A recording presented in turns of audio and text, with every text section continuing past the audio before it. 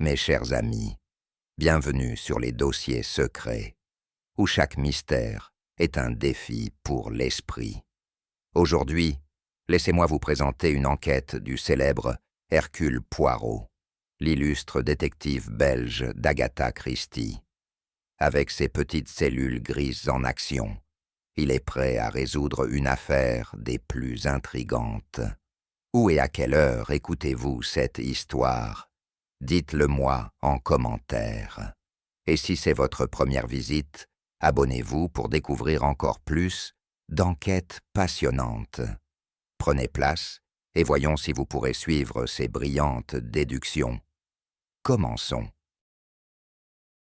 Le doux ressac des vagues contre les rochers formait un agréable fond sonore à notre après-midi passé au Rosewood Seaside Inn. Nous étions arrivés ce matin-là, Poirot déclarant que quelques jours d'air marin, vivifiant, restaureraient aussi bien sa santé que, selon ses propres mots, les petites cellules grises. J'en doutais quelque peu, car la définition du repos, chez Poirot, impliquait d'inspecter chaque objet à portée de main, à la recherche d'imperfections, et à présent, l'objet de son mécontentement était la théière. « Mon cher Hastings », annonça-t-il en levant l'objet incriminé à hauteur d'yeux, « observez, une théière se doit d'être symétrique. Ce bec verseur penche à gauche comme s'il portait un chagrin secret. C'est des plus affligeants. » Je ris, habitué à ces critères particuliers. C'est une théière tout à fait ordinaire, Poirot. Ordinaire? Pas. Elle m'offense profondément. Il la reposa avec une grande cérémonie, croisa les mains, puis contempla la mer.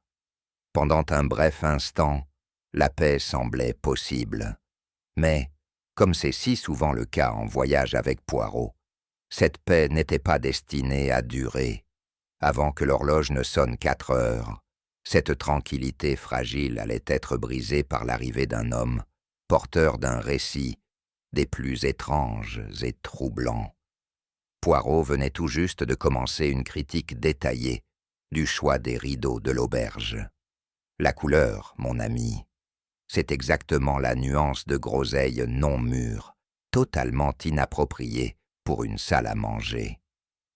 Lorsque la porte du salon s'ouvrit brusquement, un homme se tenait dans l'encadrement, échevelé, pâle et haletant, comme s'il avait couru toute la route côtière. Ses yeux balayèrent sur la pièce jusqu'à se poser sur Poirot. « Monsieur Hercule Poirot ?» demanda-t-il, la voix légèrement tremblante. Poirot se leva aussitôt, ajustant ses manchettes d'un geste précis que je connaissais bien. « C'est moi. Et vous, monsieur ?»« Félix Barrington, notaire, cabinet Barrington et Lyle. » Il s'affala dans un fauteuil proche, tamponnant son front avec un mouchoir. « Je suis désolé d'arriver ainsi, mais je n'avais pas le choix. J'ai besoin de votre aide, désespérément. » Les sourcils de Poirot se haussèrent. « La désespérance, monsieur, est une excellente motivation pour dire la vérité. »« Je vous en prie, commencez par le commencement. »« Il s'agit de Lady Béatrice Caster, » dit Barrington en baissant la voix, comme si le simple nom pouvait faire surgir un spectre maléfique. « Elle est morte, mais elle a laissé quelque chose d'extraordinaire. » Poirot échangea un regard avec moi, les yeux brillants de curiosité. « Venez, Hastings, l'air marin nous apporte une affaire. Parlez, monsieur, vous avez toute mon attention. » Les doigts de Barrington tremblaient lorsqu'il sortit une grosse enveloppe de sa serviette qu'il posa avec précaution sur la table entre nous. « Vous avez entendu parler de Lady Béatrice Caster, je suppose ?» Je connaissais ce nom. Peu d'Anglais pouvaient ignorer celui de la célèbre veuve noire, dont l'histoire matrimoniale ressemblait davantage à un dossier criminel qu'à une romance. Des hommes riches l'avaient épousée, et des hommes riches étaient morts, chacun dans des circonstances apparemment naturelles. mais laissant toujours planer un léger soupçon. 3 maris, dit Barrington sombrement, tous décédés dans les 5 années suivant le mariage. Poison, accident, crise cardiaque. Les médecins n'ont toujours trouvé une explication, mais les colonnes des journaux apotins n'y ont jamais cru. Poirot joignit les doigts, en pointe, se penchant légèrement en avant. Et pourtant, aucune preuve n'a jamais été trouvée. Aucune, pas même un soupçon suffisant pour que la police intervienne. Lady Béatrice était intelligente, très intelligente. Barrington déglutit avec difficulté. Elle est morte la semaine dernière, une crise cardiaque, paraît-il, mais cette lettre est arrivée à mon cabinet hier. Elle a été écrite avant sa mort, une sorte d'aveu. L'expression de Poirot resta sereine, bien que je devinais à l'éclat dans ses yeux qu'il était profondément intrigué. Un aveu ? Pas de meurtre, dit rapidement Barrington. Quelque chose de bien plus étrange. Elle affirme que son dernier mari a été assassiné, mais pas par elle, et que sa propre mort pourrait ne pas être naturelle non plus. Mon Dieu, murmura Poirot, un double mystère venu d'outre-tombe. Ce n'est pas tout. Barrington hésita, sa voix tombant presque à un chuchotement. La lettre prévient que Lady Béatrice avait préparé un ultime stratagème, un tour destiné à tromper tout le monde, même depuis son cercueil. Elle a écrit « Seul Hercule Poirot verra clair dans mon jeu ». Poirot se renversa légèrement, les doigts tambourinant doucement sur la table. « Hastings, mon ami, » dit-il avec un léger sourire, « cette affaire, elle promet d'être des plus savoureuses. » La main de M. Barrington tremblait, tandis qu'il dépliait la lettre, les bords légèrement froissés par une manipulation nerveuse. Sa voix faiblit en la lisant à haute voix, et je ne pus m'empêcher de remarquer la lueur de sueur sur son front. Due à l'effort, à la peur, ou aux deux, je ne saurais le dire. À n'ouvrir qu'après ma mort, à Monsieur Félix Barrington, notaire. L'écriture était élégante, avec une légère hésitation dans le trait, celle d'une femme habituée à contrôler, mais consciente que le contrôle lui échappait. La première ligne suffit à me glacer le dos. Si vous lisez ceci, je suis morte. Je n'étais pas prête à mourir, et pourtant, je savais que cela approchait. Barrington avala difficilement, puis reprit. Ma mort sera déclarée naturelle, mais je sais que ce n'est pas le cas. J'ai vécu ma vie parmi des meurtriers, et l'un d'eux a fini par réussir. Poirot leva un doigt, l'interrompant. Une femme qui a survécu à 3 maris. Mon ami, une telle femme comprend les méthodes de la mort mieux que la plupart des médecins légistes. Continuez, je vous prie. Il n'y a qu'un homme qui pourrait découvrir la vérité. Hercule Poirot. Lui seul possède l'intelligence et l'imagination nécessaires pour démêler la toile que je laisse derrière moi. Voyez-vous, monsieur Barrington, j'ai préparé un tour, mon dernier tour, conçu pour tromper tous, sauf les meilleurs. La voix du notaire tremblait, alors qu'il atteignait les dernières lignes. Si Poirot résout l'énigme, il connaîtra la vérité. Sinon, mes secrets mourront avec moi, et la justice restera aveugle. Un silence suivit la lecture. Dehors, le doux fracas des vagues semblait soudain assourdissant. Poirot tendit la main vers la lettre, ses doigts effleurant le papier avec la même révérence qu'il aurait accordée à un manuscrit ancien. « Elle savait », murmura Poirot, bien avant que son cœur ne cesse de battre. Elle savait, et elle a prévu. Une femme clairvoyante, et je soupçonne, un certain talent pour le théâtre. Je regardais Barrington. « Mais pourquoi venir jusqu'ici? Vous n'auriez pas pu écrire ?» Barrington secoua la tête. Il fallait que je le voie en personne. Après tout, Lady Béatrice Caster ne jouait qu'avec les esprits les plus redoutables. Poirot tenait la lettre à bout de bras, plissant les yeux sur l'inclinaison de la signature.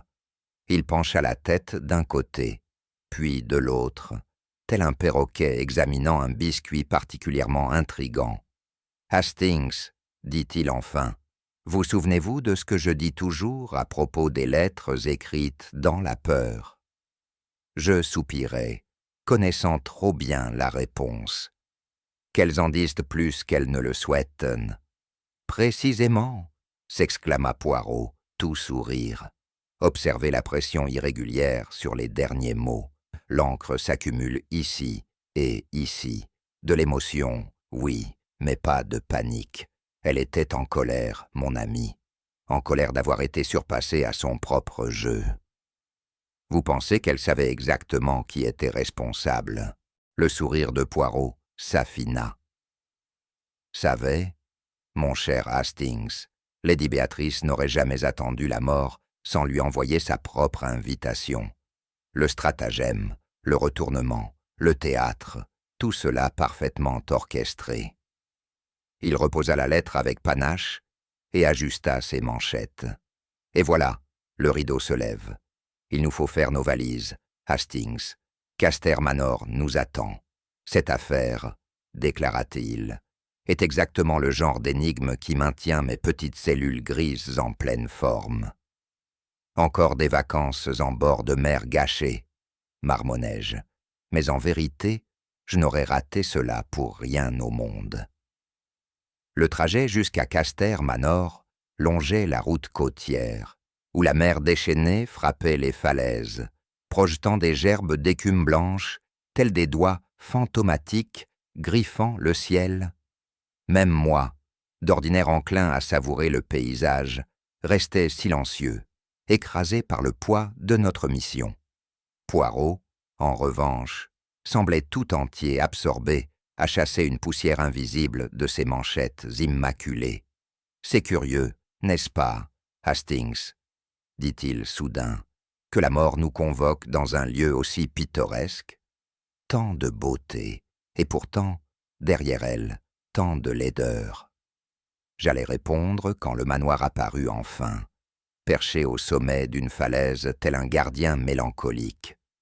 La maison elle-même était une bâtisse tentaculaire, dont la façade de pierre grise paraissait d'autant plus lugubre que des nuages d'orage s'amassaient au-dessus. Aucun accueil chaleureux ne nous attendait à la porte. À la place, un majordome d'une maigreur squelettique et au visage funèbre nous conduisit dans un hall faiblement éclairé, sans prononcer un mot. Je ne pus m'empêcher de frissonner. Il y avait quelque chose dans l'air, une lourdeur presque palpable, comme si la maison elle-même portait le deuil de sa maîtresse. « Ah !» dit doucement Poirot, « cette maison, elle respire le secret. » Un portrait de Lady Béatrice dominait le hall, ses yeux sombres, semblant nous suivre du regard. C'était un visage cruel, beau d'une beauté tranchante et prédatrice, une femme habituée à commander et peut-être à détruire. L'image même, pensai-je, d'une veuve noire. On nous fit entrer dans un petit salon, où Félix Barrington nous attendait déjà, plus mal à l'aise que jamais. À ses côtés se tenait une femme d'âge mûr, le dos droit, tendu comme une corde d'arc. « Mon cher monsieur Barrington, » dit Poirot, tout en courtoisie. « Et cette dame ?»« Madame Sybil Pemberton, » répondit Barrington, « compagne personnelle de Lady Béatrice. » Les doigts de Sybil tordaient nerveusement le bord de son mouchoir en des nœuds serrés. « Vous n'auriez pas dû venir, » dit-elle brusquement. « Il n'y a rien à enquêter, c'est terminé. Elle est partie. » Le regard de Poirot se fit plus perçant. « Madame, lorsqu'un passé laisse une lettre derrière lui, il n'est jamais vraiment parti. Venez, Hastings, allons rencontrer cette famille en deuil. » Nous suivîmes Barrington à travers la demeure, croisant un à un des personnages aussi curieux les uns que les autres, chacun nous étant présenté avec cette politesse gênée, que la mort suscite souvent. D'abord, M. Lionel Caster, le beau-fils. C'était un homme grand, au visage étroit, avec l'allure de quelqu'un perpétuellement prêt à encaisser une mauvaise nouvelle. Sa poignée de main était molle, son sourire furtif. « Je suppose que vous êtes là pour déterrer les saletés, » dit-il amèrement. « Comme la presse. »« Nous ne sommes pas la presse, » répondit doucement Poirot. « Nous ne cherchons que la vérité. »« La vérité, » murmura Lionel. « On verra bien. » Puis ce fut le tour d'Evelyn Caster, la nièce de Lady Béatrice. Elle avait quelque chose de fragile, comme si un simple coup de vent pouvait l'emporter. Ses yeux étaient cernés de rouge, ses mains papillonnaient nerveusement. Tante Béatrice était... Elle hésita, jetant un regard au portrait sur le mur. Complexe. Complexe était un doux euphémisme, pensai-je. Le dernier à être présenté fut le docteur Alaric Moss, le médecin de famille. C'était un homme trapu, au teint révélant un penchant marqué pour le brandy. Le docteur Moss se montra direct, professionnel, et curieusement sur la défensive. « Crise cardiaque », dit-il, avant même que Poirot ne pose la question. Simple et net. Rien de suspect. « Curieux », répondit Poirot d'un ton calme. En général, ce sont les policiers qui insistent sur ce point. Je pus percevoir l'inconfort qui parcourut la pièce. Ces gens ne faisaient pas que pleurer un décès. Ils avaient peur. Chaque regard portait une question, chaque geste un tressaillement nerveux. Poirot s'installa dans un fauteuil, ajustant avec soin le pli de son pantalon. « Dites-moi, » lança-t-il d'un ton presque léger, « Lady Béatrice croyait-elle au surnaturel ?» La question les prit tous de court. Evelyn porta une main à sa bouche, Lionel fronça les sourcils, et Sybil Pemberton laissa tomber son mouchoir. « Bien sûr que non, » répondit rapidement le docteur Moss. C'était une femme moderne, rationnelle. Et pourtant, murmura Poirot, même les esprits les plus rationnels peuvent trembler lorsqu'ils sentent que le passé n'a pas dit son dernier mot. Il adressa un petit sourire à Hastings. « Intéressant, n'est-ce pas, mon ami? Cette maison, elle pleure. Mais pleure-t-elle une perte? Ou redoute-t-elle un retour? Voilà la question. » Sur ces mots, Poirot se leva. « Allons, Hastings, commençons. » Lionel Caster était le genre d'homme perpétuellement de mauvaise humeur. Sa veste, bien que coûteuse, était portée avec négligence et sa cravate glissée de travers. Il nous reçut dans le bureau de sa défunte belle-mère, debout à côté d'un large bureau en acajou, les mains profondément enfoncées dans les poches. « Je suppose que vous voulez savoir ce que je ressens à propos de sa mort, » dit-il sans détour. « Eh bien, je vous épargne la peine, je ne ressens rien. » Poirot s'assit avec la précision élégante d'un homme prenant place à un échiquier. « Rien, monsieur. La mort d'une belle-mère n'inspire-t-elle aucun sentiment? Même le soulagement est une émotion, n'est-ce pas ?» Lionel émit un rire bref, sans joie. « Le soulagement. On peut voir les choses comme ça. Cette femme a pourri ma vie pendant 20 ans. Elle s'est accrochée à l'héritage familial, a tout manigancé pour m'en exclure. Mais je ne l'ai pas tuée, si c'est ce que vous cherchez. » Et pourtant, dit Poirot, si Madame Béatrice était aussi impitoyable que vous le dites, n'aurait-elle pas fait en sorte que vous ne receviez rien après sa mort? Elle a essayé, admit-il. Elle m'a dit elle-même qu'elle modifiait son testament. Elle comptait tout léguer à sa précieuse Sibylle. Mais elle n'en a pas eu le temps. Le Nouveau Testament n'a jamais été signé. Du coup, tout m'est revenu selon le testament original de mon père. Et cela, murmura Poirot, vous l'avez su avant sa mort ou seulement après? Les lèvres de Lionel tressaillirent. révélant son malaise. Après, c'est le notaire qui me l'a appris. Curieux, dit doucement Poirot. Vous avez hérité par accident, une coïncidence des plus heureuses. Lionel se crispa. Si vous m'accusez, dites-le tout de suite. Accusé? Non, non. Poirot leva un doigt. J'observe, monsieur. Et l'observation est bien plus dangereuse que l'accusation. En sortant de la pièce, je ne pus m'empêcher de penser que Poirot avait touché un point sensible. Il cache quelque chose, murmurai-je. Assurément, dit Poirot. Mais reste à savoir s'il cache une culpabilité ou simplement une vanité. Madame Sybil Pemberton était assise, le dos parfaitement droit, les mains si fermement croisées sur ses genoux que ses jointures en étaient blanches. Ses yeux passaient nerveusement de Poirot à la fenêtre, comme si elle envisageait de s'enfuir.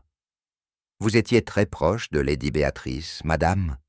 demanda Poirot d'une voix presque apaisante. « Depuis 15 ans, » répondit Sibylle d'un ton sec. « Je gérais la maison, son agenda, ses soins médicaux, tout. Et pourtant, le regard de Poirot se fit plus perçant. Vous ne semblez pas accablé par le chagrin. » Elle se redressa. « Je suis une femme pratique, monsieur Poirot. Le chagrin ne paie pas les factures. » Hastings me lança un regard d'avertissement. Cette femme n'avait clairement aucune patience pour les sots. « Et vous deviez hériter ?» demanda Poirot d'un ton presque désinvolte. Les mains de Sibylle se crispèrent légèrement. Elle en parlait. Elle disait que j'étais la seule personne en qui elle avait confiance. Poirot se pencha en avant. Mais le testament n'a pas été signé. Non. Le mot fut à peine audible. Quelle contrariété pour vous, madame. Ses yeux s'embrasèrent. Je ne l'ai pas tué, si c'est ce que vous insinuez. Je l'aimais comme une sœur. Le sourire de Poirot fut discret, mais bien réel. Ah, oui. Et n'est-il pas curieux de voir combien ceux que nous aimons le plus sont souvent ceux que nous finissons par le plus profondément haïr? Sibylle se leva brusquement. J'ai répondu à assez de questions. Poirot ne fit aucun geste pour la retenir, se contentant de la suivre du regard, tandis qu'elle quittait la pièce dans un tourbillon de nerfs et de ressentiment. Elle cache quelque chose, elle aussi, dis-je une fois qu'elle fut partie. Bien sûr, dit Poirot, mais la vraie question, Hastings, est la suivante. Cache-t-elle la culpabilité, ou bien une vérité que personne ne souhaite entendre? Nous empruntâmes le couloir en silence, la maison s'enroulant autour de nous, comme une bête endormie. Dehors, la mer se fracassait contre les falaises, et quelque part, une porte grinça faiblement. J'eus la nette impression que nous ne menions pas seulement une enquête sur un crime, nous réveillions un fantôme. « Dites-moi, Hastings, » dit Poirot à voix basse, « si vous étiez une femme sans fortune, sans famille, sans avenir, que feriez-vous pour assurer votre place dans ce monde? » « J'imagine, » répondis-je, « que vous feriez tout ce qu'il faut. » Le sourire de Poirot était discret et acéré. Justement. Le docteur Alaric Moss nous reçut dans ce que je ne pouvais décrire autrement qu'un cabinet surchargé, encombré de livres de médecine, de boîtes à tabac et d'une collection plutôt inquiétante d'instruments chirurgicaux. C'était un homme corpulent, au teint rougeau, qui considérait Poirot avec l'embarras d'un écolier surpris en train de tricher à un examen. « Lady Béatrice est morte d'une crise cardiaque », déclara-t-il avant même que Poirot ne prononce un mot. « C'est moi qui ai signé le certificat. » Poirot s'installa dans un fauteuil, joignant les doigts en une pyramide. « Je vois. Et cette défaillance du cœur, fut-elle soudaine ? » « Pas tout à fait, » répondit le docteur Moss, tambourinant nerveusement du doigt sur son bureau. « Elle avait parfois des palpitations. Et pourtant, dit Poirot d'un ton doux, on m'a dit que Lady Béatrice menait une vie sociale des plus actives, soirées tardives fréquentes, penchant pour le champagne. Voilà qui sied peu à une femme inquiète pour son cœur. Le sourire du docteur était crispé. Elle faisait ses propres règles. En effet, dit Poirot. Et dites-moi, mon cher docteur, quand l'avez-vous vu pour la dernière fois? La veille de sa mort. Les sourcils de Poirot se haussèrent. Curieux, j'avais cru comprendre qu'elle avait reçu quelques invités ce soir-là. Et pourtant, aucun ne semble se souvenir de vous avoir vu. La rougeur du docteur s'accentua. Je suis passé brièvement, pour une consultation privée. À quel sujet, exactement? Un court silence, mais révélateur. Un léger sédatif, marmonna le docteur Moss. Elle avait du mal à dormir. Poirot tapota l'accoudoir de son fauteuil. Et ce sédatif, s'agissait-il par hasard de laudanum? Le docteur se figea, une fraction de seconde. Peut-être, c'est un traitement assez courant. Et pourtant, dit Poirot doucement, j'ai également entendu dire que Lady Béatrice avait une peur profonde des narcotiques. Je me demande donc, pourquoi une femme aussi prudente en aurait-elle accepté un? Le docteur Moss se leva brusquement. J'ai répondu à vos questions. Poirot se leva à son tour, s'inclinant légèrement. Comme vous le dites, docteur, mais je trouve vos réponses, comment dire, incomplètes. En quittant la pièce, je soufflai. Il cache quelque chose. Le sourire de Poirot était énigmatique. Mon ami, tout le monde dans cette maison cache quelque chose. Nous trouvâmes Quentin Lyle dans le petit salon du matin, affalé dans un fauteuil élimé, un verre vide à ses côtés, et une cigarette froissée, brûlant dangereusement près de ses doigts. C'était un homme maigre, au charme fané, le genre de personnage qui avait sans doute été séduisant un jour, mais qui avait depuis longtemps perdu la recette. « Alors, dit-il en fixant Poirot d'un sourire acide, vous venez fouiller dans les cendres. » Poirot incline la tête. « C'est vrai, monsieur. Parfois, dans les cendres, on peut encore trouver une étincelle de vérité. » Lyle eut un rire sec. Béatrice adorait ces petits jeux. Manipuler les gens, les briser quand elle se lassait. Moi, y compris. « Vous étiez amant ?» demanda Poirot avec délicatesse. « Pendant un temps, » admit Lyle, jusqu'à ce qu'elle décide que je n'étais plus assez à la mode. Alors elle m'a écarté, et, soit dit en passant, de son testament aussi. « Et où étiez-vous » demanda Poirot, le soir de sa mort. Le sourire de Lyle vacilla. « Ici, j'écrivais une pièce. »« Seul ?»« Oui. »« Comme c'est pratique, » dit Poirot d'un ton léger.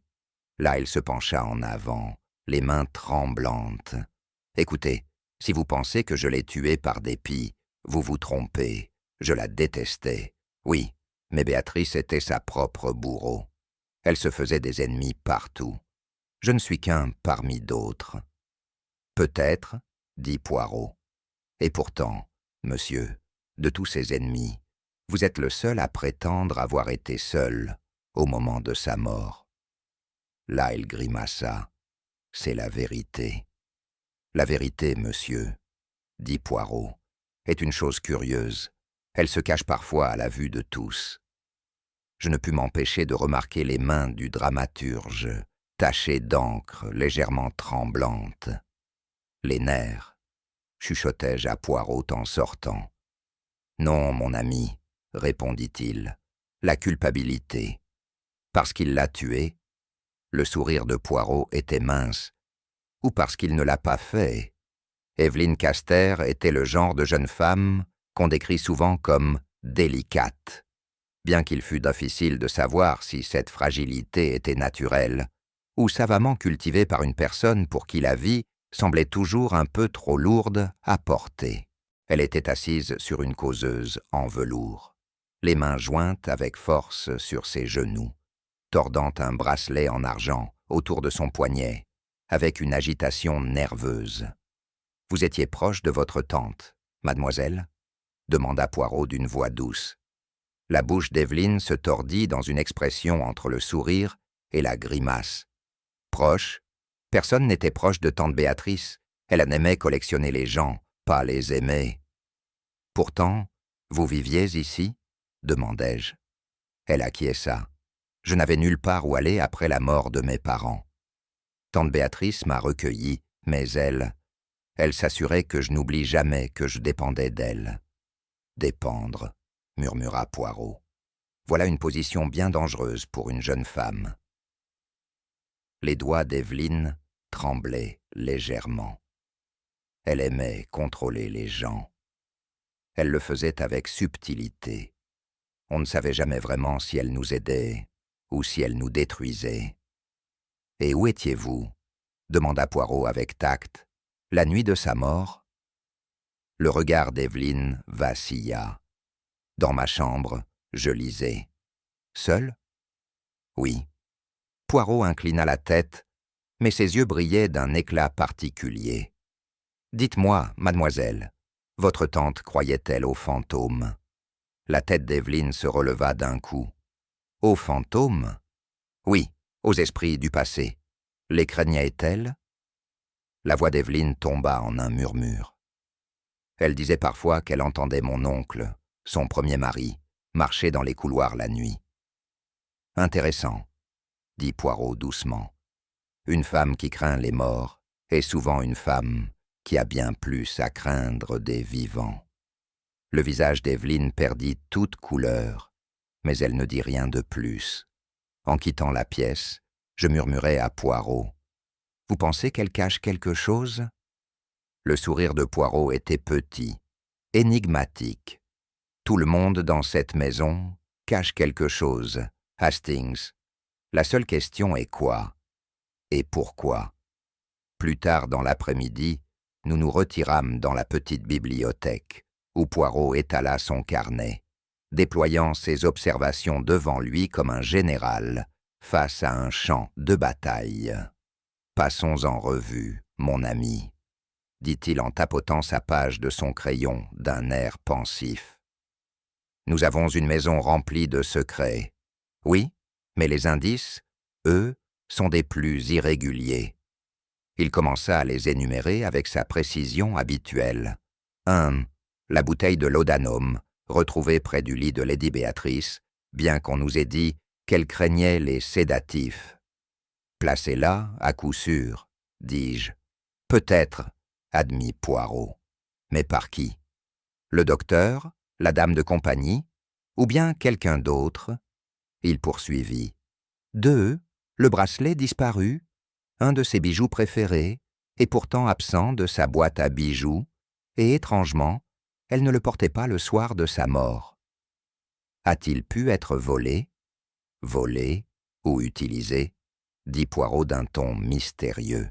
Et 3, ajouta-t-il, le plus intrigant de tous, l'apparition d'un visiteur mystérieux après minuit, vêtu d'un voile de veuve noire. Quelqu'un se faisant passer pour Lady Béatrice? Demandai-je. Ou Lady Béatrice elle-même, déjà morte, dit Poirot doucement. Tu vois, Hastings, ce n'est pas un simple meurtre. C'est une mise en scène, une pièce de théâtre jouée pour nous. Je secouai la tête, perdu. Mais pourquoi? Le sourire de Poirot était serein. Parce que mon ami, l'assassin est intelligent, mais pas assez pour déjouer Hercule Poirot. Il tapota de nouveau son carnet du doigt. Il y a un schéma ici, mais il est enfoui sous des couches de tromperie. Et pour le découvrir, nous devons éliminer chaque faux indice, chaque diversion délibérée, jusqu'à ce qu'il ne reste plus que la vérité. Et cette vérité, les yeux de Poirot brillèrent. Ah, Hastings, c'est ce que nous allons découvrir. Il était passé minuit lorsque Poirot déclara, avec une grande solennité, qu'il était temps d'inspecter les effets personnels de Lady Béatrice. Hastings, annonça-t-il, devait l'accompagner. à la fois pour préserver la bienséance et parce que, selon ses mots, les petites cellules grises réfléchissent mieux lorsqu'on leur oppose un avis contraire. Nous nous glissâmes dans la chambre de Lady Béatrice, la maison silencieuse à l'exception du rugissement lointain de la mer. La pièce était luxueuse, trop décorée à mon goût, avec de lourds rideaux de velours, des miroirs encadrés d'or et une profusion de coussins parfumés. Poirot se dirigea droit vers son secrétaire, un bureau en bois de rose placé sous un grand miroir. « Observez, Hastings, » dit-il en fouillant les tiroirs. « Le bureau intime est le cœur des secrets d'une femme. Il contient non seulement ce qu'elle voulait montrer, mais aussi ce qu'elle espérait que personne ne découvre jamais. Je m'attendais à une correspondance amoureuse ou à un journal intime, mais ce que Poirot trouva était bien plus étrange, un morceau de papier plié, non signé, rédigé d'une écriture précipitée et irrégulière. Il le lut à voix haute. « Jeudi à minuit, vous devez assister à la séance. Vous devez parler à celui que vous avez lésé, celui qui attend dans le silence. » Je ne pus m'empêcher de ricaner. Une séance, Lady Béatrice, ce n'était pas son genre. Au contraire, mon ami, les femmes les plus intelligentes sont souvent les plus superstitieuses, surtout lorsqu'elles ont beaucoup à craindre du passé. Poirot tapota le billet avec réflexion. « Et dis-moi, quel était le jour de la mort de Lady Béatrice ?»« Jeudi, » répondis-je lentement. « Seigneur, précisément. » Poirot tourna le papier vers la lumière, l'étudiant attentivement. « Et remarque, Hastings, ce papier ne correspond pas à la papeterie de son bureau. Ce n'est pas Lady Béatrice qui l'a écrit. » « Alors qui ?» Les yeux de Poirot étincelèrent. « Voilà, mon ami, toute la question. Mais une chose est sûre, celui qui a organisé cette séance ne cherchait pas à invoquer des esprits. Il cherchait à invoquer la peur. Et la peur, dis-je, commençant à comprendre, peut être une arme redoutable. » Poirot sourit. « Exactement. Elle peut pousser la femme la plus intelligente à faire confiance à la mauvaise personne et la rendre vulnérable au coup final. » Nous quittâmes la pièce en silence, la lettre non signée dans la poche de Poirot, une seule page, mais qui révélait déjà une mise en scène savamment orchestrée. Lionel Caster se tenait dans le bureau, les épaules voûtées, regardant la mer avec l'air d'un homme toujours prêt à recevoir une mauvaise nouvelle. Les mains enfoncées dans les poches, son expression, lorsqu'il se tourna vers nous, trahissait une hostilité à peine voilée. « Encore vous, » dit-il sèchement. « Avez-vous trouvé ce que vous cherchiez? Ou êtes-vous toujours à fouiller pour inventer un scandale ?» Poirot s'installa avec grâce dans un fauteuil à oreilles, ajustant ses manchettes avec un soin méticuleux. « Mon cher monsieur, la vérité, ce n'est pas un scandale, c'est simplement une gêne pour ceux qui préfèrent le mensonge. » Lionel renifla avec mépris, mais ne répondit rien. « Vous deviez être déshérité, n'est-ce pas ?» poursuivit Poirot, sur un ton de conversation, bien que son regard soit aussi acéré qu'une lame. La mâchoire de Lionel se crispa. Elle l'avait dit. Elle aimait me le rappeler. Elle disait qu'elle laisserait tout à cette femme, Sibylle. Et pourtant, dit Poirot en écartant les mains, le Nouveau Testament, il n'a jamais été signé. Un coup de chance. Lionel haussa les épaules. Ou le destin. Le destin, murmura Poirot, s'intéresse rarement au testament. Mais vous, monsieur, vous aviez toutes les raisons de craindre cette signature. Lionel se retourna vivement, les yeux flamboyants. Si vous insinuez que je l'ai tuée pour l'empêcher de signer, vous vous trompez. Je ne voulais m'en rien d'elle, ni vivante, ni morte. Ah, fit Poirot en levant un doigt. Mais le ressentiment, monsieur, il ne s'enterre pas si facilement. Je ne l'ai pas tué, lança Lionel. Si vous voulez tout savoir, j'étais avec Evelyne cette nuit-là. Je la consolais. Béatrice s'en était violemment prise, à elle dans l'après-midi. Evelyne était en larmes. Le regard de Poirot s'illumina d'intérêt. Evelyne n'a rien mentionné à ce sujet. Elle ne le ferait pas, marmonna Lionel. Elle a horreur des conflits. Mais si vous cherchez un alibi, en voilà un. Poirot ne répondit rien pendant un long moment. Puis, d'un ton presque distrait, il demanda « Et le bracelet, l'avez-vous revu ?»« Quel bracelet ?»« Le bracelet de perles de Lady Béatrice, celui qu'elle portait toujours. » Lionel fronça les sourcils. « Elle ne le portait pas cette nuit-là. En tout cas, pas quand je l'ai vue. » Le sourire de Poirot était imperceptible. Curieux, n'est-ce pas? En quittant la pièce, je murmurai « Il pourrait mentir. » « Ou dire la vérité, » répondit Poirot. « Les mensonges les plus habiles, Hastings, sont souvent faits uniquement de vérité. » Madame Sibyl Pemberton était assise dans le salon, une tasse de thé tremblant entre ses mains. Elle semblait encore plus pâle qu'auparavant, ses nerfs mis à rude épreuve par la tempête qui battait les vitres derrière elle. « Madame, » commença Poirot, « j'aimerais que vous me parliez des fantômes. » Sa tête se releva brusquement. « Pardon. Les bruits, les visions, ce que Lady Béatrice disait avoir vu. » Les lèvres de Sibyl s'ouvrirent, mais aucun mot ne sortit d'abord. Elle jeta un regard vers moi, espérant peut-être un répit. Mais le regard fixe de Poirot la maintint clouée sur place. « Cela a commencé quelques semaines avant sa mort, » dit-elle enfin, la voix basse. Elle me réveillait la nuit, convaincue qu'elle l'entendait. « Lui ?» demandai-je. « Son premier mari, » murmura Sibyl. « Edgar. »« Ah !» dit doucement Poirot. « Et qu'entendait-elle exactement ?»« Des pas, » répondit-elle. « Dans le couloir, juste devant sa chambre, mais chaque fois que j'allais vérifier, il n'y avait personne. »« Et les visions ?» insista Poirot. Elle jurait voir une ombre d'homme au bout du couloir, grand, mince, portant un long manteau. Elle disait que c'était Edgar, venu pour la prévenir. « La prévenir de quoi ?» demandai-je. Les mains de Sibyl se tordaient dans son giron. Que son heure approchait. Poirot joignit ses doigts en prière. « Et vous, madame, qu'en avez-vous pensé ?»« J'ai pensé... » Sibyl hésita. « J'ai pensé que quelqu'un lui jouait un tour, quelqu'un qui connaissait ses peurs. » Les yeux de Poirot se plissèrent. « Et qui donc connaissait aussi intimement ses frayeurs ?» Je ne saurais le dire. Sa voix vacillait.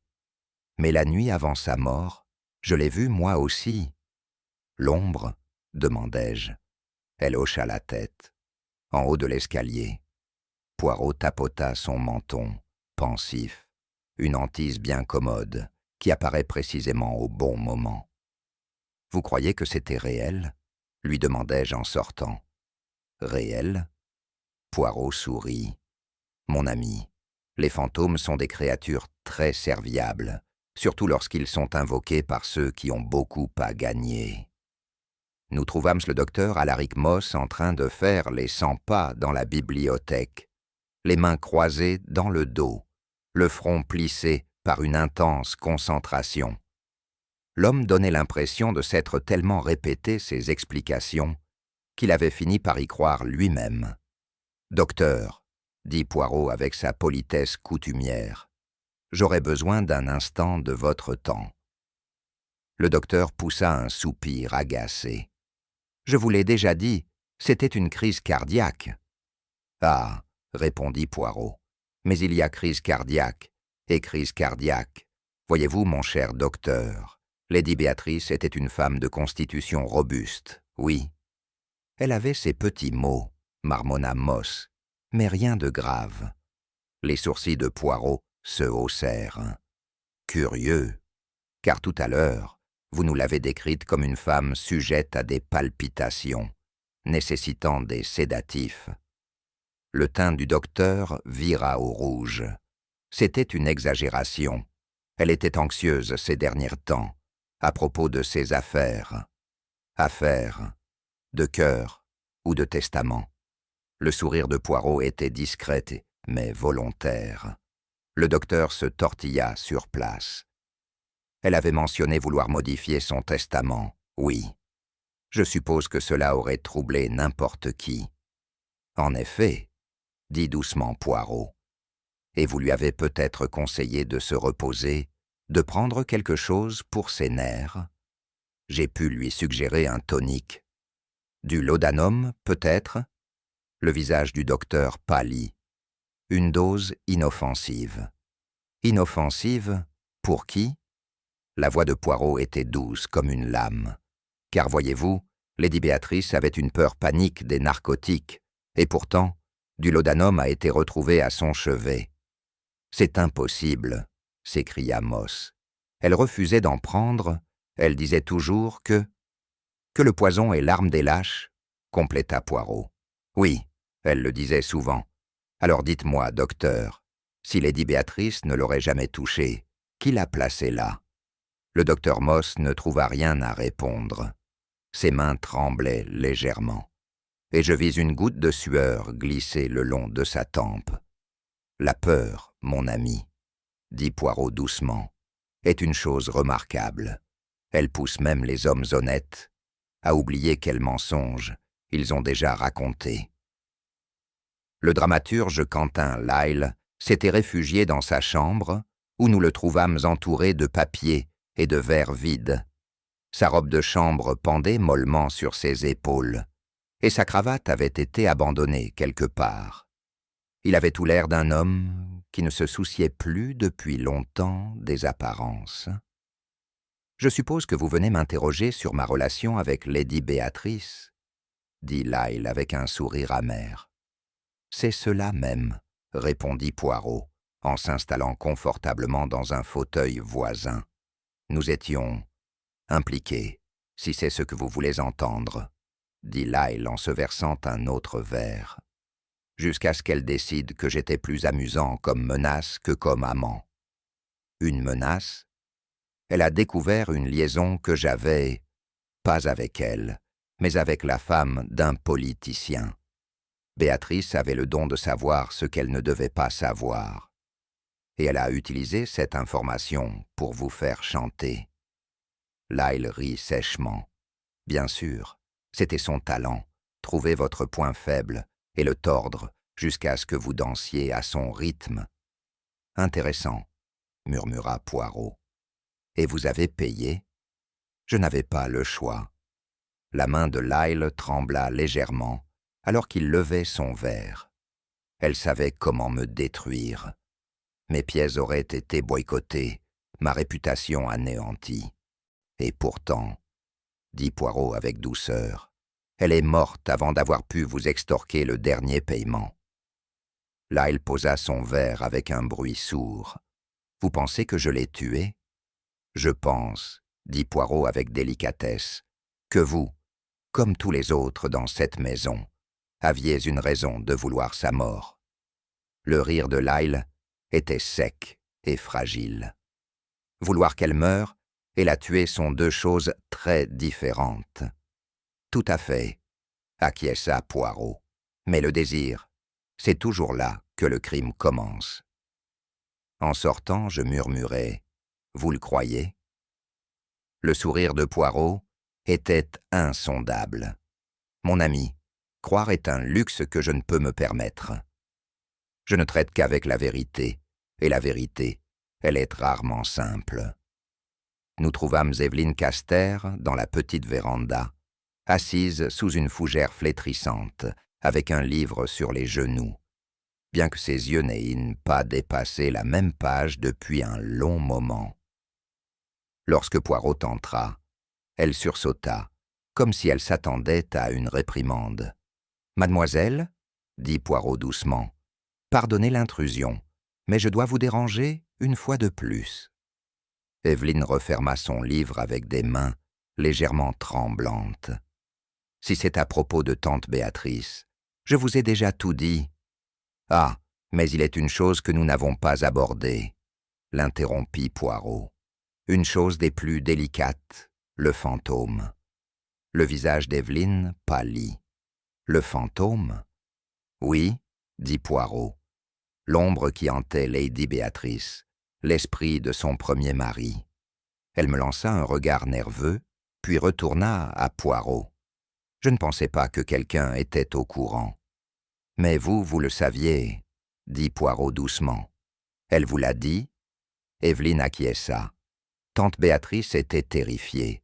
Elle disait qu'elle l'entendait, Edgar, marcher dans le couloir devant sa chambre. Elle disait que ses pas s'arrêtaient toujours à sa porte, comme s'il voulait entrer. « Et vous y avez cru ?» demandai-je, plus sceptique que le ton grave de Poirot. Evelyne hésita. « Je ne sais pas. » Tante Béatrice n'était pas du genre à croire à ce genre de bêtises, mais elle en était convaincue.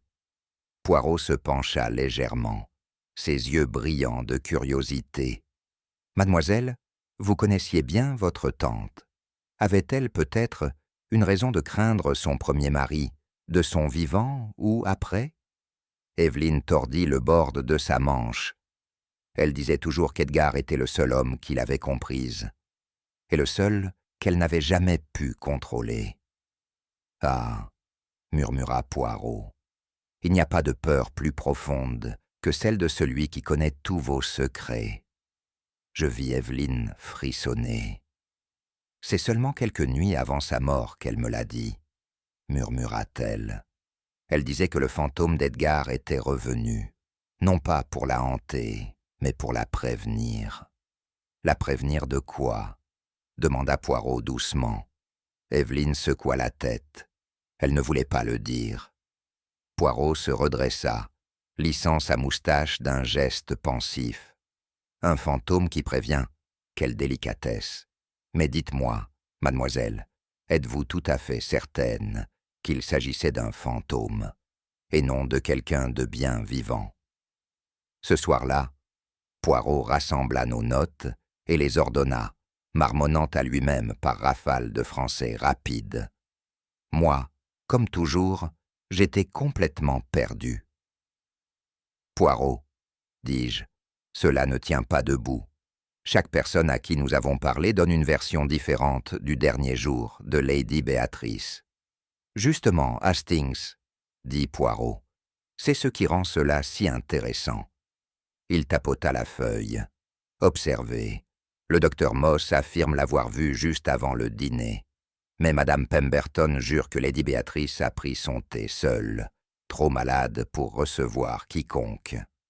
Ce qui veut dire que le docteur a menti. »« Ou que Madame Pemberton a menti, » rétorqua Poirot. « Mais attendez, Lionel Caster dit que Lady Béatrice s'est disputée avec Evelyne cet après-midi-là. »« Oui, mais Evelyne dit qu'elle a passé la soirée avec Lionel, qu'il la consolait après la dispute. » Ajoutai-je.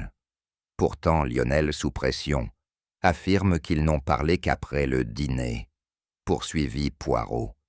Et Quentin Lyle prétend avoir vu la silhouette de Lady Béatrice traverser le hall bien après minuit, alors qu'elle était censée être au lit. « C'est impossible !» m'exclamai-je. « Elle était morte avant minuit. » « Exactement. » Le doigt de Poirot jaillit dans les airs. « Et le facteur, qu'en faisons-nous » Je feuilletai mes notes. Il jure que Lady Béatrice lui a remis une lettre le lendemain de sa mort. « Ah !»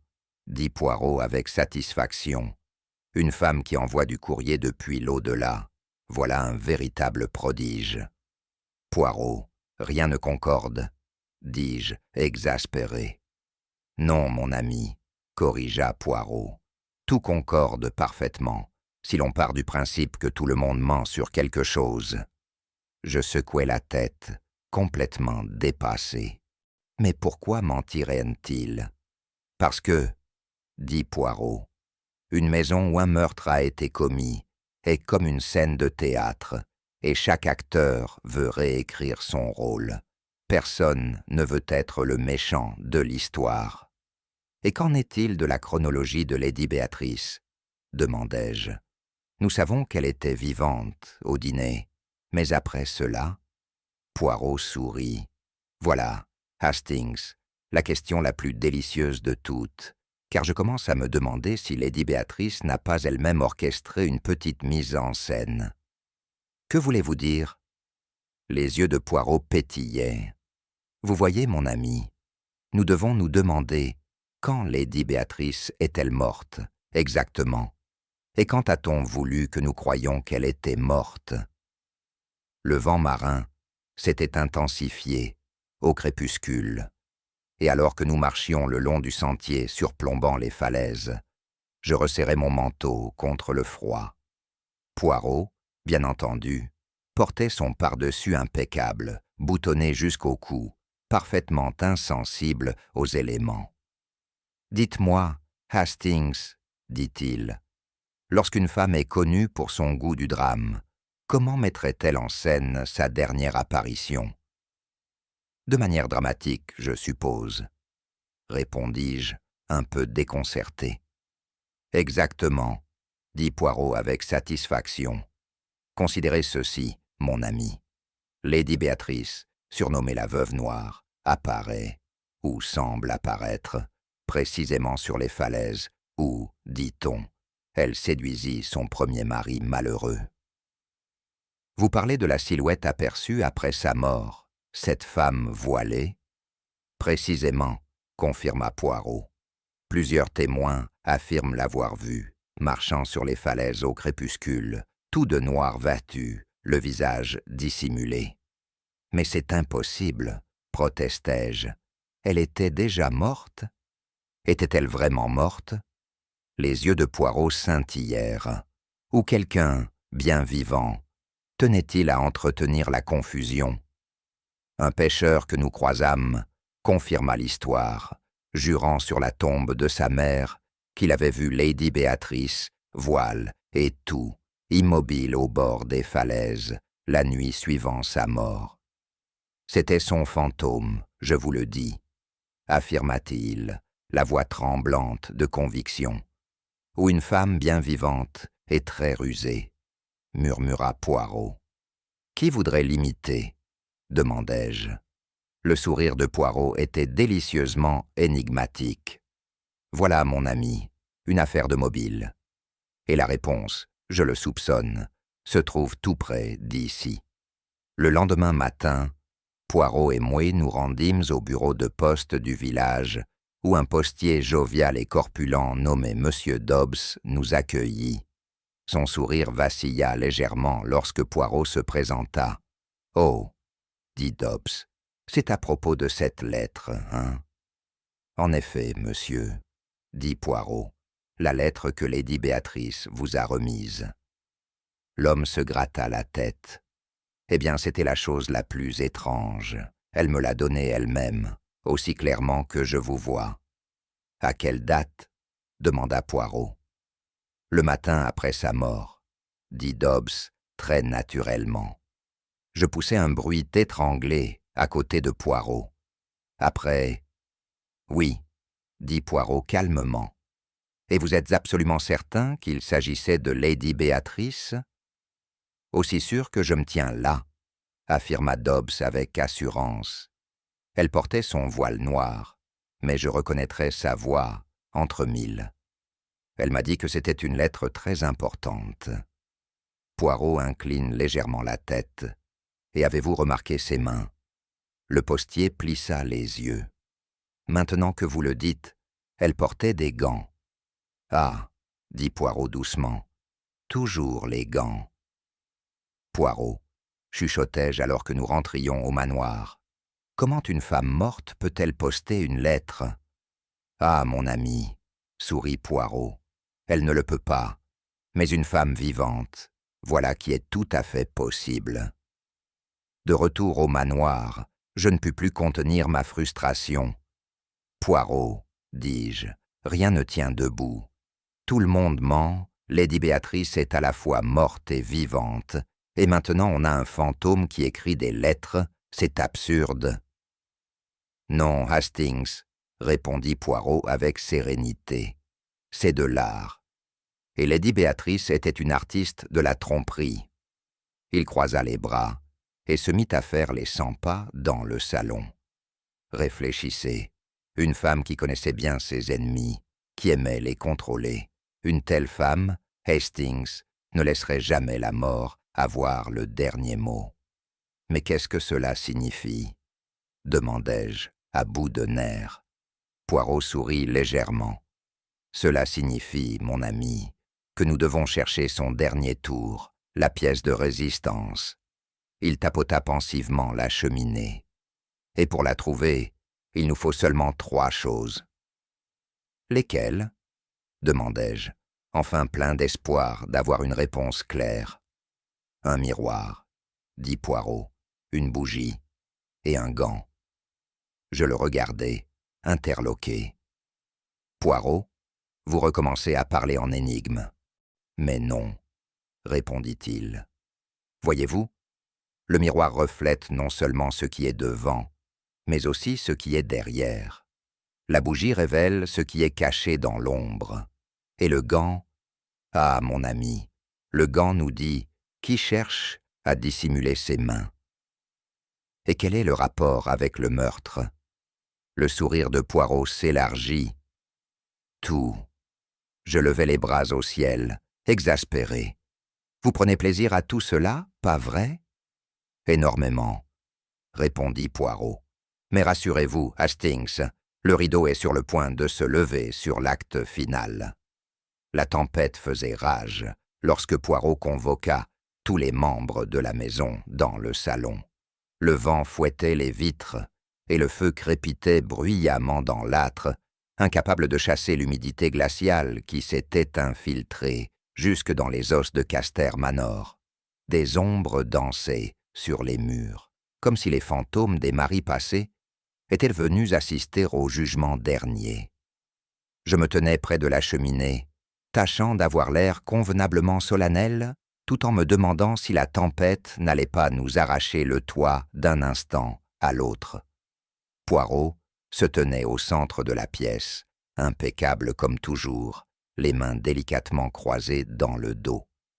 Son petit gabarit semblait pourtant emplir l'espace d'une autorité calme, et un à un, les suspects entrèrent. Lionel Caster, tendu et renfrogné, Evelyn Caster, pâle et frissonnante, Sybil Pemberton, droite comme un nid, le dos raidi par l'angoisse, le docteur Moss, le col humide de pluie, et Quentin Lyle, froissé et morose, les doigts tachés d'encre et tremblants de plus que du froid.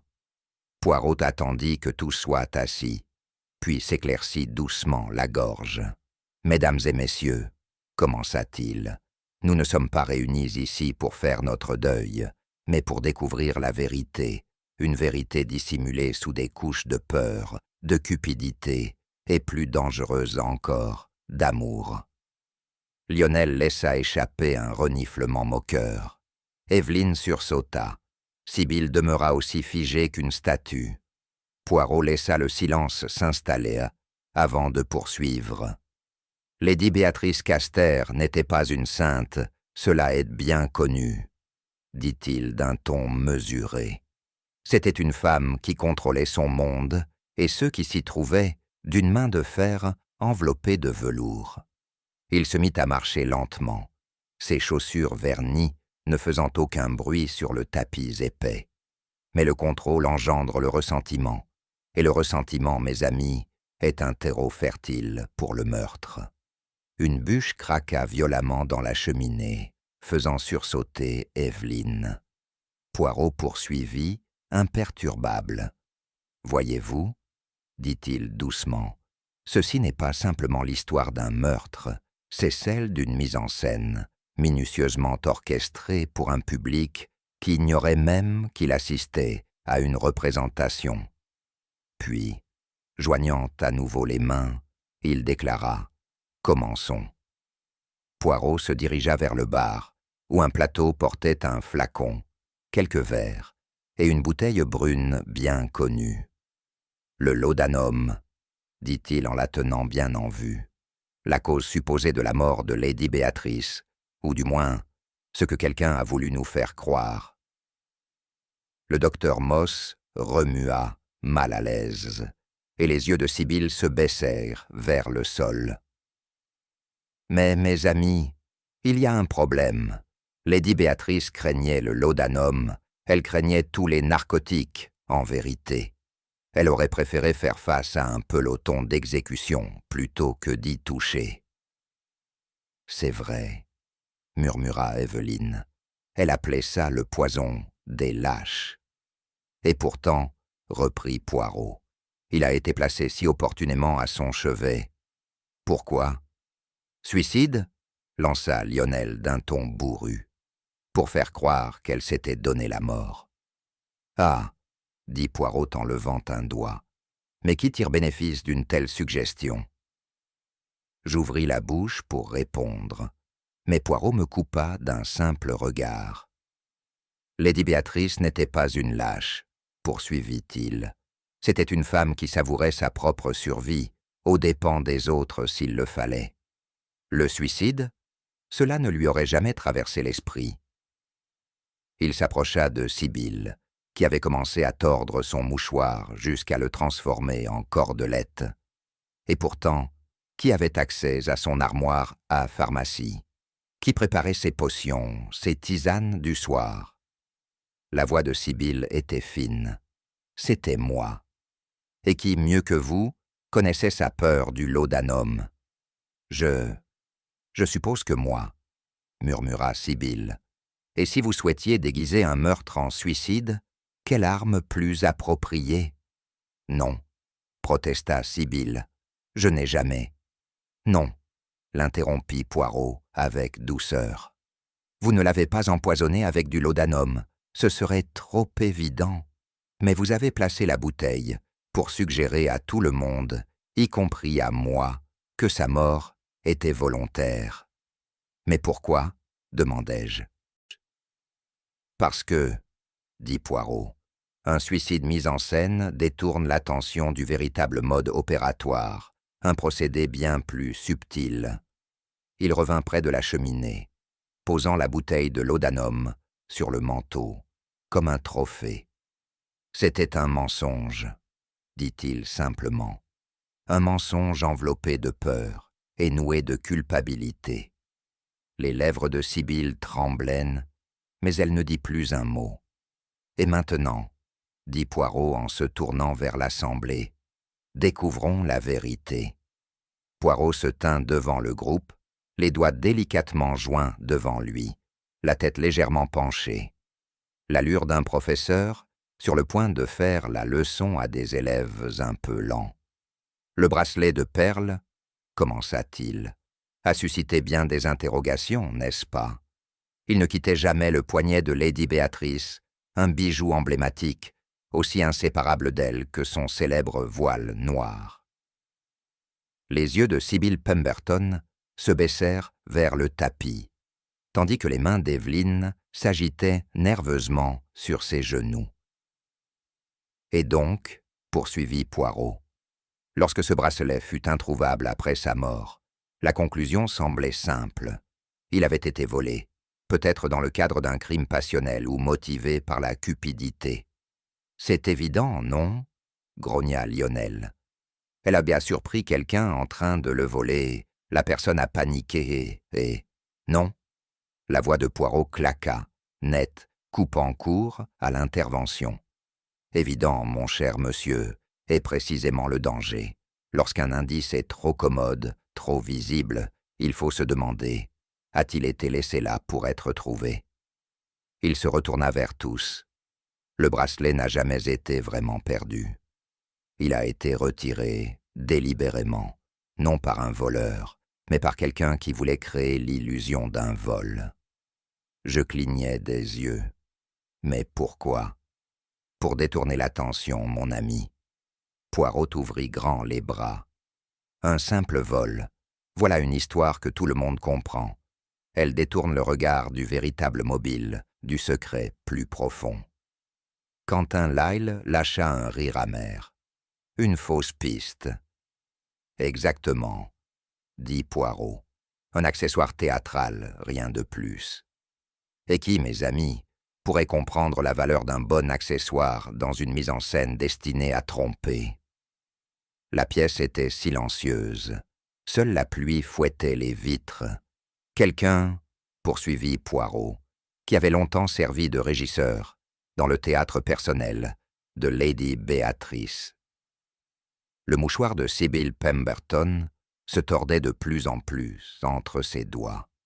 Ainsi donc, conclut Poirot, le bracelet n'était pas un indice, c'était un rideau. Et derrière ce rideau, le véritable drame s'est joué. Poirot fit 2 pas mesurés vers l'avant, son regard balayant la pièce comme un projecteur sur une scène. « Maintenant, » dit-il doucement, « nous devons parler de la séance, un événement des plus curieux et surtout des plus soigneusement orchestrés. » Les yeux d'Evelyne s'écarquillèrent, son souffle se bloqua de manière audible. « Ce n'était pas mon idée. »« Non, mademoiselle, » répondit Poirot avec bienveillance, « je ne le crois pas. Cette séance, elle fut organisée par quelqu'un qui connaissait à la fois la vanité et la peur de Lady Béatrice. »« Elle ne croyait pas aux esprits, » protesta Hastings. « Ah, mais la peur, mon ami, n'est pas rationnelle, » répliqua Poirot. Lady Béatrice se croyait hantée, non pas par des fantômes, mais par son propre passé. Une femme ayant survécu à plusieurs maris, ayant bâti sa fortune par des moyens créatifs, une telle femme sait que ses ennemis ne restent pas enterrés si facilement. La voix de Poirot se fit plus basse, attirant l'attention de tous. Cette séance n'était pas un simple divertissement. Elle était conçue pour ébranler Lady Béatrice, pour lui faire douter de ses propres sens. « Mais qui ferait une chose pareille ?» demandai-je. Le sourire de Poirot était fin. Quelqu'un qui avait besoin qu'elle soit effrayée, désorientée, vulnérable. Sybil se leva, la voix tremblante. « Vous croyez que j'ai... »« Je sais, madame, » dit simplement Poirot. La séance n'avait pas pour but de parler aux morts.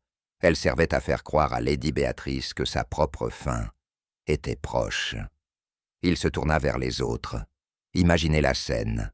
Les bougies vacillantes, les ombres qui dansent sur les murs, des murmures dans l'obscurité. Et puis, le message. Un avertissement venu d'outre-tombe. Une femme déjà méfiante, déjà convaincue d'être trahie par sa plus proche confidente.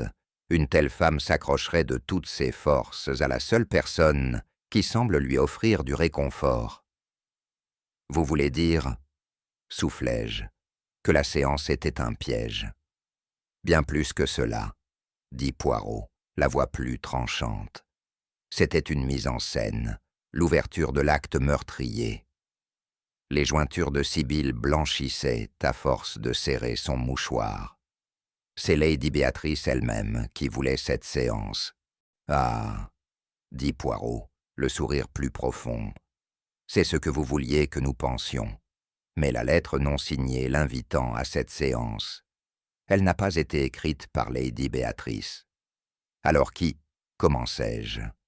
Patience, Hastings, dit Poirot. Le rideau final n'est pas encore tombé. Poirot se tint au centre de la pièce, les mains jointes devant lui, son regard passant lentement d'un visage à l'autre, comme un horloger inspectant des engrenages déréglés. La tempête faisait vibrer les fenêtres, mais à l'intérieur régnait un silence absolu, seulement troublé par le doux crépitement du feu. « Mesdames et messieurs, » commença-t-il, sa voix basse mais limpide, « le moment est venu. Nous avons écarté les fausses pistes, balayé les diversions astucieuses, et nous voici arrivés à la vérité. » Hastings se pencha légèrement en avant, son carnet prêt. Je voyais dans ses yeux une impatience fébrile, et peut-être aussi un soupir de soulagement, car lui, comme nous tous, était engluée dans la toile que Lady Béatrice avait laissée derrière elle. Le meurtrier, poursuivit Poirot, est quelqu'un qui connaissait intimement Lady Béatrice, ses habitudes, ses peurs, ses faiblesses, quelqu'un qui évoluait dans son existence comme une ombre, invisible aux autres, mais toujours présente. Il s'interrompit, savourant l'attention. « Cette personne, déclara-t-il, est Madame Sibyl Pemberton ?» Un souffle choqué parcourut la pièce. La main de Sibyl vola à sa poitrine, son mouchoir se froissant sous ses doigts. « C'est absurde !» s'écria-t-elle. « J'aimais Lady Béatrice. Je l'ai servie fidèlement pendant 15 ans. »« Ah, mais servir, madame, n'est pas aimer, » dit doucement Poirot. « Pendant 15 ans, vous avez vécu dans son ombre, obéissant à ses caprices, nettoyant ses dégâts, supportant ses humeurs. Et en échange, elle vous a fait miroiter une sécurité future, une fortune qu'elle vous lèguerait dans son testament. » Les lèvres de Sibyl tremblaient. Mais elle n'a jamais signé le Nouveau Testament. « Exactement, » dit Poirot. « Et lorsque vous avez compris qu'elle ne le signerait peut-être jamais, que son affection n'était qu'un autre outil de manipulation, votre loyauté s'est transformée en ressentiment. Et le ressentiment, madame, est la graine du meurtre. »« Mais pourquoi l'aurais-je tué ?» protesta Sibyl, la voix vacillante. La voix de Poirot se fit plus douce, parce qu'elle n'avait plus besoin de vous. Et vous, après tant d'années de service, vous redoutiez d'être rejeté. Mieux vaut hériter de tout que partir sans rien, n'est-ce pas? Vous n'avez aucune preuve. La voix de Sibyl se fit plus aiguë, désespérée. « Ah !»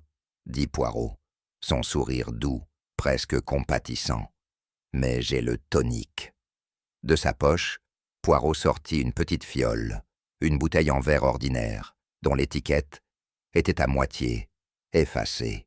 « Le tonique de Lady Béatrice, » dit-il calmement.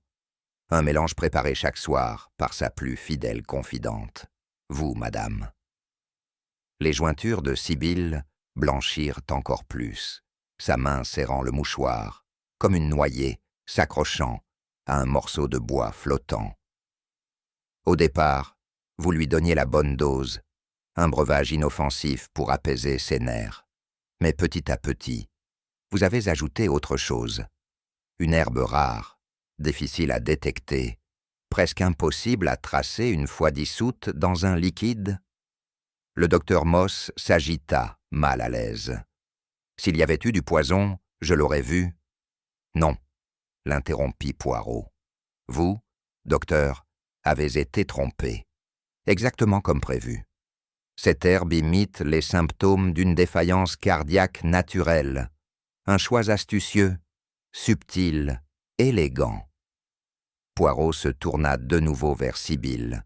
« Vous avez compté sur la réputation de Lady Béatrice, son mode de vie excessif, son passé théâtral, pour camoufler votre crime. Qui irait s'étonner d'une mort soudaine, si même son propre médecin la croyait affaiblie? » La respiration de Sibyl devenait haletante. « Mais le laudanum, un autre coup de génie, » dit Poirot d'un ton presque admiratif. « Vous avez placé la bouteille à son chevet, sachant que nous nous jetterions dessus comme sur une explication évidente, suicide ou automédication mal dosée. »« C'était un piège, » dit Hastings, qui commençait enfin à tout saisir. « Un piège pour vous, Poirot. » Le mouchoir de Sibyl Pemberton se relâcha soudainement dans ses mains, comme si la force l'abandonnait peu à peu. « Précisément, » confirma Poirot. « Un piège conçu pour m'induire en erreur, pendant que le vrai poison suivait tranquillement son cours. » Le visage de Sibyl se tordit, son sang-froid se défaisant comme une couture usée. « Elle l'a mérité, » murmura-t-elle, la voix à peine audible sous les assauts de la tempête. « Elle m'a utilisé, comme tous les autres. 15 ans, et je n'étais rien de plus que son ombre. »« Ah !» soupira Poirot. « Et désormais, vous serez connu à jamais. non comme son ombre, mais comme son meurtrière. Le silence dans la pièce était total. Dehors, la tempête grondait encore, mais à l'intérieur, seul le souffle brisé de Sibylle emplissait l'espace. Poirot redressa ses poignets avec soin. Et ainsi, mes amis, le rideau tombe. Il fit un pas vers le centre de la pièce, glissant la main dans sa poche. Avec un geste théâtral, il en sortit un morceau de voile de soie noire, soigneusement plié mais montrant des signes d'usure. Un accroc ici, un léger parfum, encore imprégné dans les fibres. Mes amis, commença-t-il en tenant le voile bien haut, l'accessoire le plus théâtral de tous, le célèbre voile de la veuve. Évelyne laissa échapper un cri. « C'est celui de tante Béatrice ?»« Ah, mais l'est-il vraiment ?» Les yeux de Poirot brillèrent. Ou est-ce le voile porté par son fantôme, aperçu errant sur les falaises après sa mort? Le visage de Sibylle resta impassible, mais ses mains tremblaient légèrement sur ses genoux. « Voyez-vous, mon ami Hastings, poursuivit Poirot, avec l'air d'un magicien dévoilant son tour, la silhouette vue sur les falaises, la femme qui a posté une lettre après la mort de Lady Béatrice. Ce n'était pas un fantôme, c'était une performance, jouée par nul autre que Madame Sibylle Pemberton. Moi, la voix de Sibylle était faible. Pourquoi aurais-je? Parce que, l'interrompit Poirot avec douceur, c'était essentiel à votre plan. Pour semer la confusion, il fallait que Lady Béatrice paraisse vivante même après sa mort. Et qu'est-ce que tout le monde reconnaît immédiatement chez Lady Béatrice? Son voile de veuve et ses gants, son costume de deuil. Il s'approcha de Sibylle, brandissant un gant, trop large pour la main délicate de Lady Béatrice.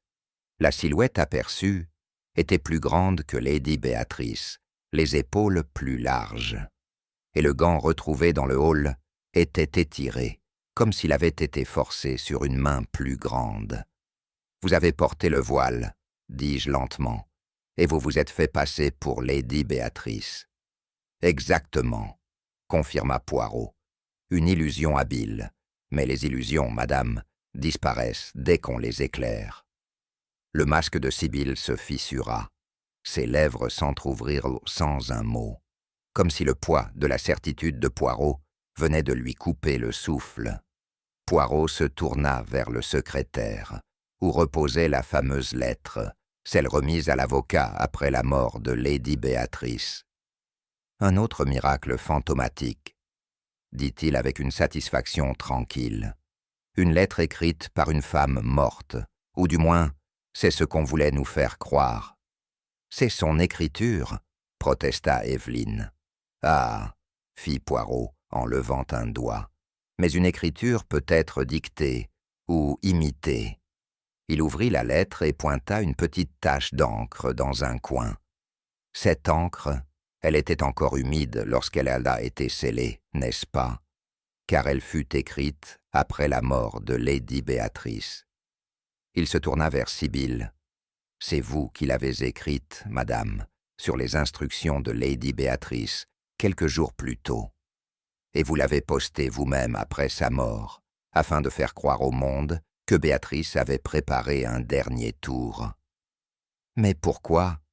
demanda Hastings. « Pourquoi tout ce cirque ?»« Parce que, » répondit Poirot, « cette lettre elle-même était une diversion, une ruse destinée à détourner notre attention de la vérité.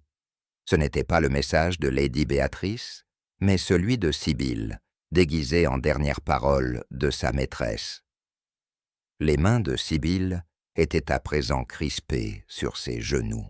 « C'est absurde. »« Non, madame, » dit Poirot plus doucement, « encore. C'est tragique. Une femme qui a consacré sa vie à une autre pour se retrouver rejetée, inutile, impuissante. Voilà l'histoire entre les lignes de cette lettre. » La pièce était figée. La tempête, soudain, semblait bien loin. « Béatrice aimait les illusions, dit Poirot. Mais ce dernier tour, il était à vous. Poirot s'approcha du grand miroir doré au-dessus de la cheminée, son reflet encadré par les courbes baroques du cadre. Il ajusta sa cravate, puis se pencha lentement, glissant un doigt ganté le long du verre. « Et maintenant, dit-il calmement, écoutons Lady Béatrice elle-même. » Tenant une bougie dans une main, il approcha la flamme vacillante du bord du miroir. Lentement, des lettres apparurent, tracées à l'envers, presque invisibles, révélées par la chaleur. Evelyn haleta. Hastings faillit faire tomber son carnet. « Qu'est-ce que c'est » demandai-je. « Un message » répondit Poirot avec une sérénité triomphante. Un message laissé par Lady Béatrice, mais seulement visible en reflet. Les mots, désormais lisibles. La main en qui j'ai confiance est celle qui me tue. C'était son avertissement, dit Poirot. Son dernier tour. Elle savait que quelqu'un, tout proche, lui voulait du mal. Et elle a laissé son soupçon derrière elle, caché dans le miroir. « Mais pourquoi l'écrire à l'envers » demanda Evelyn, bouleversée. « Pour que seul un œil habitué à observer avec attention le remarque, » dit Poirot avec douceur. Lady Béatrice comprenait mieux que quiconque l'art de la diversion, mais elle savait aussi que, s'il y avait bien une personne capable de lire entre les lignes, ce serait... « Vous » termina Hastings, à voix basse. Poirot incline humblement la tête. « Un reflet, mon ami, est la vérité inversée. Et dans cette maison où tout le monde mentait, seul le miroir disait la vérité. » Les mains de Sibylle glissèrent mollement sur ses genoux. Son esprit, enfin brisé. « Elle l'a toujours su, » murmura-t-elle. Même à la fin, elle savait. « Oui, » dit Poirot doucement. « Et maintenant, son dernier tour est devenu sa justice. » Un silence pesant s'installa.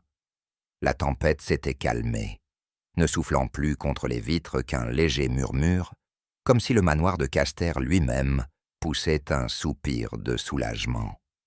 Poirot redressa une dernière fois ses manchettes. Et ainsi, mes amis, la représentation est terminée. Rideau. Personne ne parla. Sibylle Pemberton restait parfaitement immobile, le dos droit, le visage pâle mais composé. La tempête avait cessé, ne laissant derrière elle que le crépitement du feu mourant et le tic-tac régulier de l'horloge dans le hall. Quand Sibylle prit enfin la parole, sa voix était étrangement calme. « Vous pensez que je l'ai tué par rancune, » dit-elle doucement. « Mais vous vous trompez. » Poirot ne répondit pas. Il la fixait seulement, de ce regard perçant d'oiseau de proie, celui qui semblait voir jusque dans les recoins de l'âme. « Elle m'y a contrainte, » poursuivit Sibylle, sa voix douce mais assurée. 15 ans de service, 15 ans de secrets, de mensonges, de menaces. Je savais tout, les vraies raisons de la mort de ses maris, les chantages, les testaments réécrits puis déchirés. Elle croisa lentement les mains sur ses genoux. Elle disait que si je partais, elle me détruirait. Elle raconterait des choses, dirait que je l'avais volée, trahie. Il ne me resterait plus rien. Et donc, dit Poirot avec douceur, vous avez décidé qu'il ne devait rien lui rester à elle non plus. Sibylle acquiesça d'un seul mouvement sec. Elle disait toujours que j'étais sa compagne la plus fidèle, son ombre. Mais je n'étais pas son ombre, j'étais sa prisonnière. « Et l'héritage » demanda Hastings. « C'était, » dit Sibylle avec un sourire glacé, « ma compensation. » Poirot secoua lentement la tête avec tristesse. « Mais voyez-vous, madame, le meurtre n'achète rien d'autre que la ruine. » Sibylle regarda le miroir, celui-là même qui l'avait trahi. Elle savait depuis toujours que je serais celle qui la tuerait, pas vrai? « Oui, » répondit Poirot doucement. « C'est pourquoi elle a laissé ce message, non pour vous accuser, mais pour vous rappeler qu'elle a toujours su voir la vérité. » Poirot s'approcha de nouveau du miroir, ses doigts effleurant le cadre doré avec respect. « Ce miroir, dit-il, était le plus fidèle confident de Lady Béatrice, bien plus qu'aucun serviteur ou compagnon. » Il se tourna vers l'assemblée. « C'est ici, dans ce vers même, qu'Elsa écrit son dernier message, un message destiné non pas au monde, mais à moi. » Il incline légèrement le miroir vers la lumière. « Regardez attentivement, mes amis. Que voyez-vous » Hastings plissa les yeux. « Je vois une écriture, mais elle est inversée. »« Exactement, » dit Poirot avec triomphe. « Un message écrit à l'envers, pour que seul un véritable observateur, quelqu'un qui comprend le reflet, puisse le déchiffrer. Lady Béatrice savait que le meurtrier se tiendrait devant ce miroir, et que, à cet instant, il verrait sa propre culpabilité lui faire face. Le message apparaissait désormais clairement. La main qui serre et la main qui frappe. « Mais comment cela prouve-t-il que Sibylle a écrit la lettre ?» demanda Evelyne. Poirot sourit. « Parce que, mademoiselle, Lady Béatrice l'a écrite de sa propre main. Et juste à côté, en plus petit, se trouvait un mot, Sibylle, lui aussi inversé. » Il reprit la lettre confiée par le notaire. « Comparez l'écriture, mes amis. Vous verrez que c'est la même. Sibylle a imité la lettre, mais Lady Béatrice connaissait assez bien son style pour anticiper cette contrefaçon. Le miroir a reflété la vérité, du passé comme de l'avenir. »« Mon Dieu, soufflai-je, elle a laissé un message pour elle-même et pour vous. » Lady Béatrice savait qu'elle mourrait trahie, dit Poirot doucement, mais elle a fait en sorte que sa traîtresse soit identifiée. Poirot se détourna du miroir et s'approcha du secrétaire, où reposait une petite bougie personnelle de Lady Béatrice, à moitié consumée. Il l'alluma soigneusement, sa lueur réchauffant le bois sombre du meuble. « Et maintenant, dit-il, le dernier tour. » Il approcha la flamme d'un feuillet apparemment vierge, un papier que je l'avais vu récupérer plus tôt dans le tiroir de chevet de Béatrice. Lentement, des lettres pâles apparurent, écrites à l'encre invisible. Lady Béatrice avait l'habitude, expliqua Poirot, d'écrire certaines pensées à l'encre sympathique, une habitude d'enfant peut-être, mais précieuse pour une femme qui ne faisait confiance à personne. Le message désormais lisible disait « Si je meurs, trouvez la main qui écrit, et vous trouverez la main qui tue. » Poirot se tourna vers Sibylle. « La nuit où vous avez dicté la dernière lettre de Lady Béatrice, vous n'avez pas seulement écrit ces mots, vous avez laissé derrière vous votre propre signature, invisible mais éternelle. Car voyez-vous, Sibylle, Lady Béatrice copiait votre écriture pendant que vous parliez, la dissimulant dans le papier avant que l'encre ne disparaisse. » Le visage de Sibylle perdit toute couleur. Avec la bougie, l'encre réapparaît, preuve que la main qui l'a servi dans la vie a aussi écrit sa mort. « C'est impossible !» s'écria Sibylle. « Non, madame, » dit Poirot doucement. « C'était inévitable. Lady Béatrice jouait toujours ses jeux pour gagner. » Le feu crépitait doucement. Personne ne dit un mot. Et ainsi, dit Poirot en lissant ses revers, Lady Béatrice a obtenu sa revanche d'outre-tombe. Poirot se tenait devant la cheminée, tenant un gant noir entre le pouce et l'index comme une pièce à conviction lors d'un procès. C'était un accessoire élégant, fait du plus fin cuir d'agneau, du genre que Lady Béatrice portait depuis des années. « Et pourtant, mes amis, dit-il doucement, ce gant n'appartenait pas à Lady Béatrice. » Evelyne se pencha en avant. « Mais si, je l'ai vu le porter des dizaines de fois. »« Non, » corrigea Poirot avec douceur. « Vous l'avez vu porter des gants comme celui-ci. Mais observez bien. » Il glissa sa main fine dans le gant agita les doigts, et le cuir pendit, trop ample. Il est bien trop grand pour la main délicate de Lady Béatrice. Il se tourna vers Sibyl. « Mais pour vous, madame, il vous irait parfaitement, n'est-ce pas ?» Les mains de Sibyl se refermèrent en poing, mais Poirot poursuivit sans se laisser distraire. « Vous voyez, mon ami Hastings, lorsqu'on met en scène une apparition fantomatique, il faut penser au costume. Et dans l'obscurité, qui aurait remarqué que le gant de la veuve noire était trop grand ? » « Mais pourquoi l'avoir laissé ?» demandai-je. Ah, les yeux de Poirot pétillèrent, parce que le plus grand des tours consiste à laisser un indice si évident que personne ne le voit. Il fit tournoyer le gant une fois, avant de le déposer soigneusement sur le manteau de la cheminée. La femme voilée aperçue sur les falaises n'était pas Lady Béatrice, mais Madame Sibyl Pemberton, vêtue du voile de Béatrice, de sa robe et de son gant. Une performance digne du théâtre. La voix de Sibyl n'était plus qu'un souffle. C'était pour semer le doute. « Oui, » dit Poirot, et cela a fonctionné, mais seulement un temps, car au final, c'est le gant qui a trahi la main. La tempête s'était totalement apaisée lorsque nous regagnâmes l'auberge. L'air était pur, lavé par le sel et la pluie.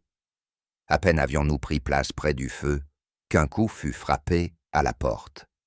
L'aubergiste entra avec une lettre fraîchement arrivée. « Pour Monsieur Poirot », dit-il en fronçant les sourcils. « Par courrier spécial de Lady Béatrice Caster. » Hastings faillit lâcher son verre de cognac. « Mais elle est morte. » Poirot prit l'enveloppe avec grand soin, sa moustache frémissant d'amusement. « Morte, oui, mais pas silencieuse. » Il ouvrit la lettre avec son couteau de poche et déplia le papier. L'écriture inimitable de Béatrice dansait sur la page.